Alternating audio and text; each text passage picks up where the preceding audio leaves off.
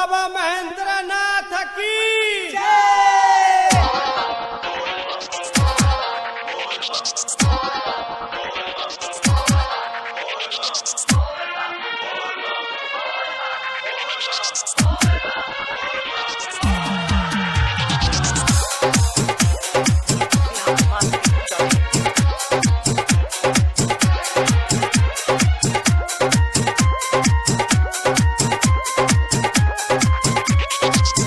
सुशील मैरवा देखी न सामनवा बरसेला देवघर घूमेला मन तरसेला।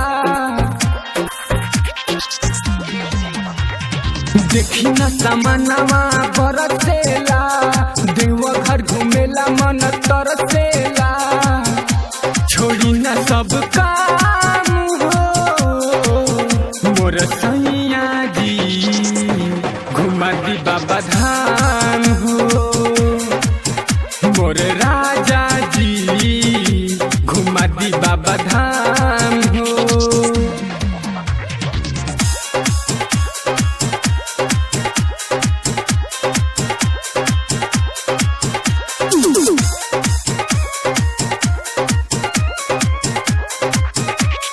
डीजे सुशील मैरवा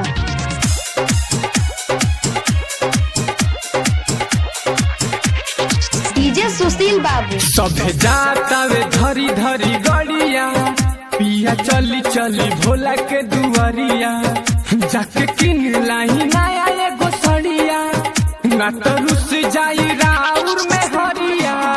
सभे जाता वे धरी धरी गड़िया पिया चली चली भोला के दुआरिया माथवा पर बांधली न पगड़ी हो जलावा चढ़ाई भर गगरी हो बोली ना शिव नाम हो मोर सैया जी घुमा दी बाबा धाम हो मोर राजा जी घुमा दी बाबा धाम हो। डीजे सुशील मैरवा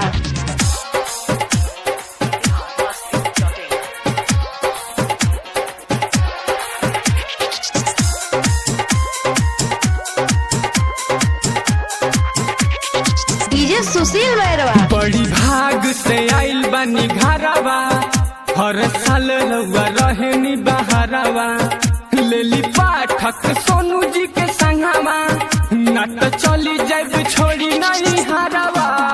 बड़ी भाग से आइल बानी घरवा हर साल रउआ रहेनी बहरवा जाता रे हो दे बिना चल हो बोल बम बोली बोली नाचत हो करेले नया राम हो मोर सैया जी घुमा दी बाबा धाम हो मोर राजा जी घुमा दी बाबा धाम हो।